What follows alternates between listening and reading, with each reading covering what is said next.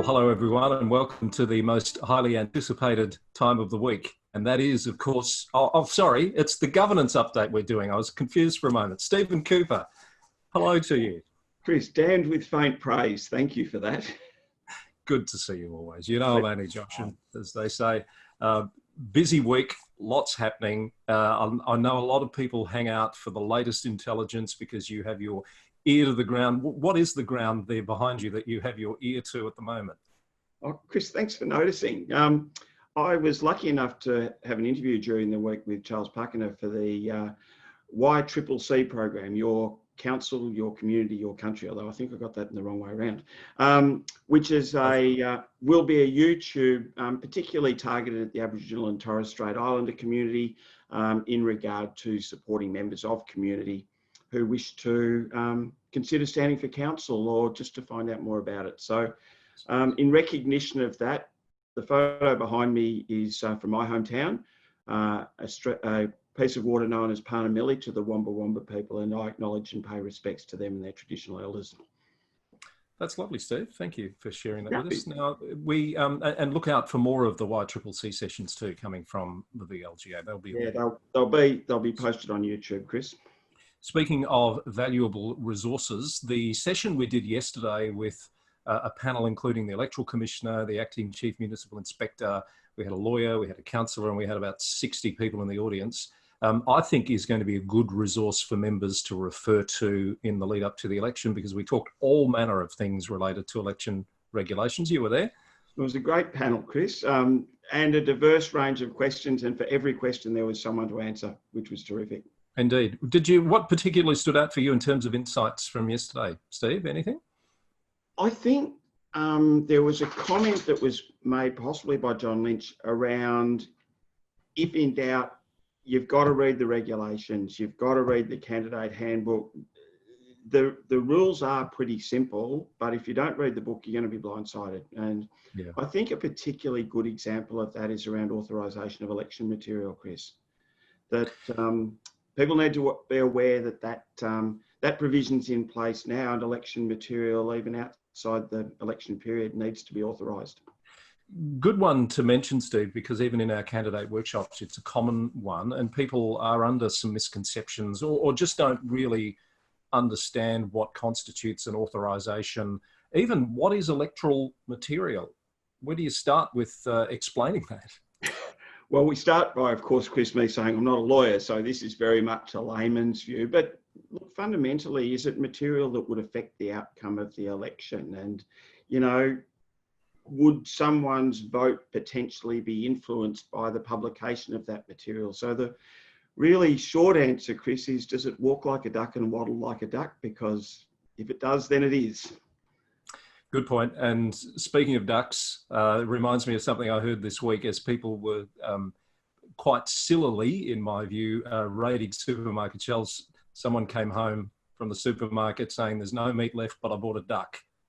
And the question on Twitter was, what do I do with this duck? So thank you for reminding me of that. I'm somehow sorry I went there, Chris, but thank you for that. I'm sure the viewers are too, Steve.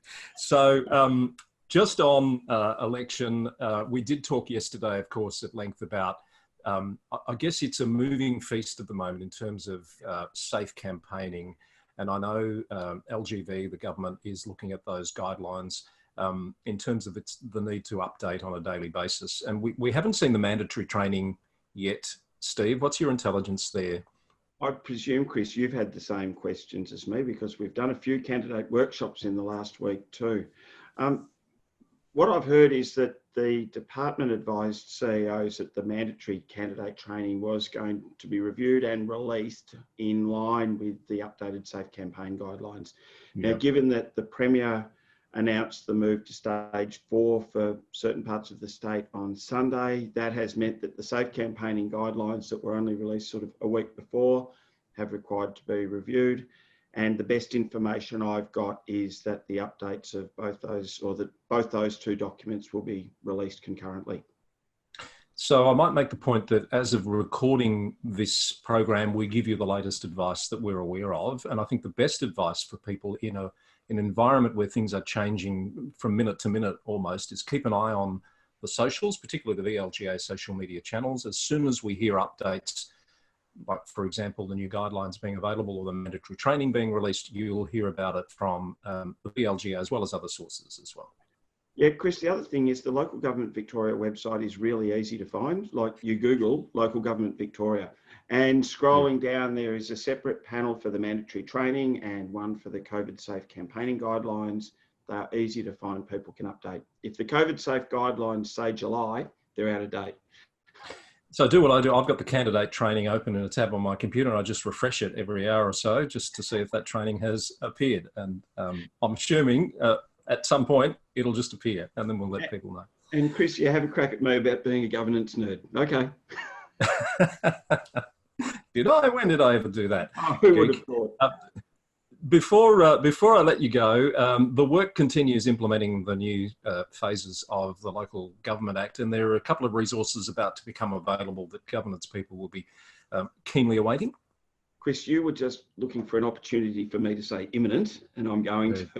Mm-hmm. So the self-assessment tool for the Audit and Risk Committee and the gift policy, or the draft or model gift policy, the release of those two documents on the Engage Victoria website is imminent. And to be more specific, we're expecting Friday the 7th of August. Right. Was the date. Yeah. And speaking of Friday the 7th, for those of you who are watching this before that date, before around the middle of the day, there's an LGV Connect session about the Integrated Strategic Planning Framework co-design project, which is really getting underway as we speak.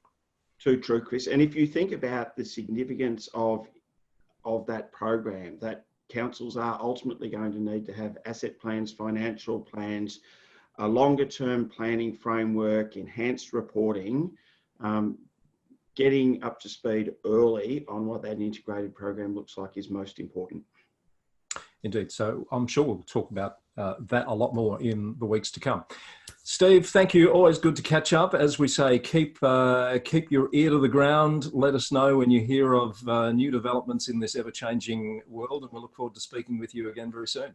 I have no greater priority, Chris. Thank you so much for that. Stephen Kukler with us as he is each week here for the Governance Update on VLGA Connect.